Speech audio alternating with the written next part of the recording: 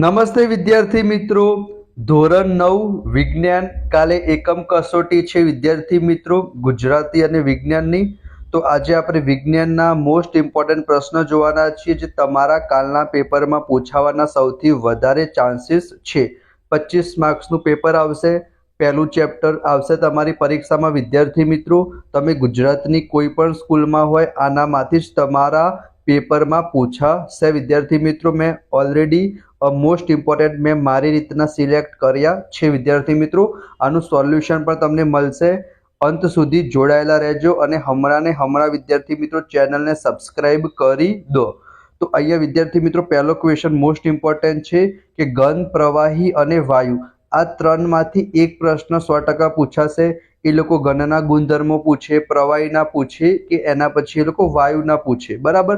આ બધા પ્રશ્નો છે વિદ્યાર્થી મિત્રો, એનું સોલ્યુશન પણ હું તમને વિદ્યાર્થી મિત્રો અહીંયા બતાવી દઉં। અહીંયા તમે જોઈ શકો છો વિદ્યાર્થી મિત્રો, ઘન, પ્રવાહી અને વાયુ। તમે એવું હોય તો સ્ક્રીનશોટ લઈ લેજો કે ઘનનો આકાર કેવો હશે, ચોક્કસ હશે, એનું કદ પણ કેવું હશે, ચોક્કસ હશે, એની અંદર જે કણો હશે એકબીજાની નજીક ગોઠવાયેલા હશે, બરાબર। તો આ એક મોટો ક્વેશ્ચન છે, તમારી પરીક્ષામાં 2-3 માર્ક્સમાં તફાવતમાં પૂછાઈ જાય, બરાબર। ચલો એના પછી બીજો મોટો પ્રશ્ન છે બાષ્પીભવન વાળો ક્વેશ્ચન કે બાષ્પીભવન એટલે શું અને એને 4 પરિબળો અસર કરે છે, બરાબર। તો એ ક્વેશ્ચન તમે જોઈ લેજો। અહીંયા સપાટીનું ક્ષેત્રફળ વધવાથી એટલે કે માનીને ચાલો કે આપણે ચા પીતા હોઈએ તો ચા આપણે કપમાં પીએ અને થાળીમાં પીએ, તો થાળીમાં ક્ષેત્રફળ વધારે હોય તો જે ચા થાળીમાં મૂકીશું તો ફટાફટ ઠંડી થઈ જશે।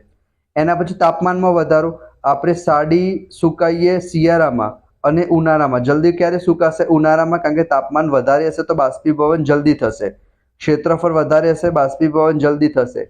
ભેજની માત્રામાં ઘટાડો એટલે કે ચોમાસામાં આપણે કપડાં સુકાઈએ અને શિયાળામાં સુકાઈએ તો જલ્દી ક્યારે સુકાશે? શિયાળામાં એઝ કમ્પેર ટુ ચોમાસામાં, કારણ કે ચોમાસામાં ભેજની પ્રમાણ વધારે હશે, બરાબર। અને પવનની ઝડપમાં વધારો, પંખો ચાલુ કરીને સુકાઈએ, બંધ કરીને સુકાઈએ, ચાલુ કરીને સુકાઈશું જલ્દી સુકાશે કારણ કે પવનની ઝડપમાં વધારો થાય છે। તો 4 પરિબળ છે વિદ્યાર્થી મિત્રો બાષ્પીભવનને અસર કરતા। એના પછી બીજા બધા પ્રશ્નો બહુ જ નાના છે, તમને યાદ પણ રહી જશે।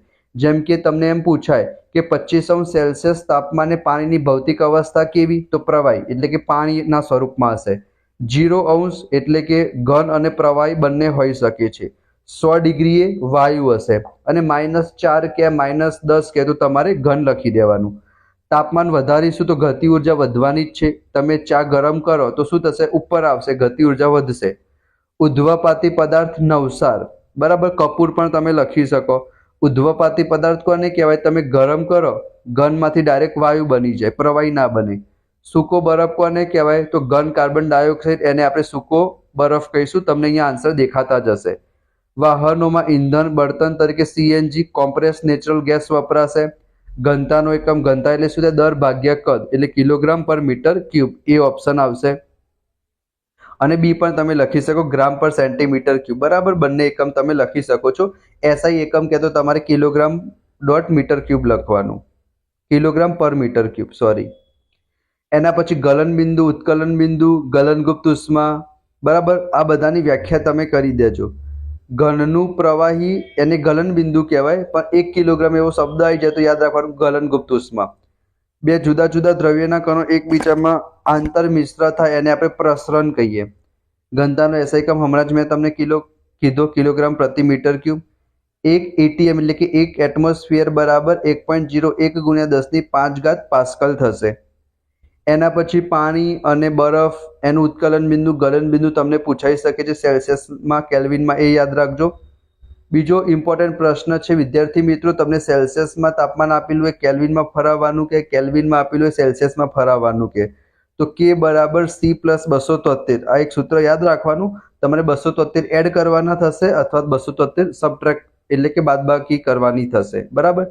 એના પછી આ 21મા નંબરનું જે તમને ડાયાગ્રામ છે કે ઘનમાંથી પ્રવાહી થાય તો શું કહેવાય, ઘનમાંથી ડાયરેક્ટ વાયુ થાય તો શું કહેવાય, બરાબર, એ તમે અહીંયા જોઈ શકો છો, બરાબર। ગલન, બાષ્પીભવન, સંઘનન, ઠારણ, ઉદ્ધ્વપાતન, નિક્ષેપણ, તો આનો તમે સ્ક્રીનશોટ લઈ લેજો। એના પછી મેં તમને હમણાં કીધું K બરાબર C + 273 વાળું સૂત્ર, કેલ્વિનમાં આપેલું હોય સેલ્સિયસમાં ફરાવવાનું કે તો 273 બાદ કરી દેવાના, અને કેલ્વિનમાં ફરાવવાનું કે તો 273 ઉમેરી દેવાના, બરાબર. આ બે વસ્તુ તમારે ખાલી યાદ રાખવાનું છે. એના સિવાય અમુક ઉનાળામાં સુતરાઉ કપડાં પહેરવા જોઈએ. ઉનાળામાં ગળાનું પાણી ઠંડુ કેમ હોય છે, બરાબર, તો બાષ્પીભવનના કારણે હોય છે. તો એ તમે અહીંયા જોઈ શકો છો. ડાયજેસ્ટમાં પણ વિદ્યાર્થી મિત્રો તમને મળી રહેશે.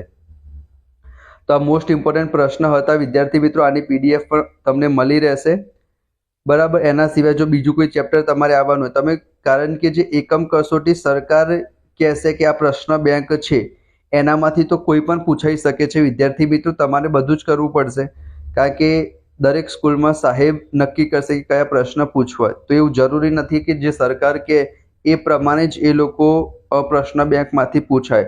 પણ અહીંયા વિદ્યાર્થી મિત્રો મેં અમુક સિલેક્ટેડ કરેલા છે કે આ પૂછવાનો સૌથી વધારે ચાન્સીસ છે. મોસ્ટ ઇમ્પોર્ટન્ટ પ્રશ્ન છે, બધું કવર થઈ જશે. એના સિવાય મેં ગુજરાતી છે, બીજા બધા વિષય છે, એનો પણ વિડીયો આવી જશે 1-2 દિવસમાં અથવા આજે. તો તમે ચેનલને સબસ્ક્રાઇબ કરી દેજો, દોસ્તો સાથે શેર કરજો. મળીશું આપણે નેક્સ્ટ વિડીયોમાં. ત્યાં સુધી જય Shri Krishna, Radhe Krishna. Thank you so much.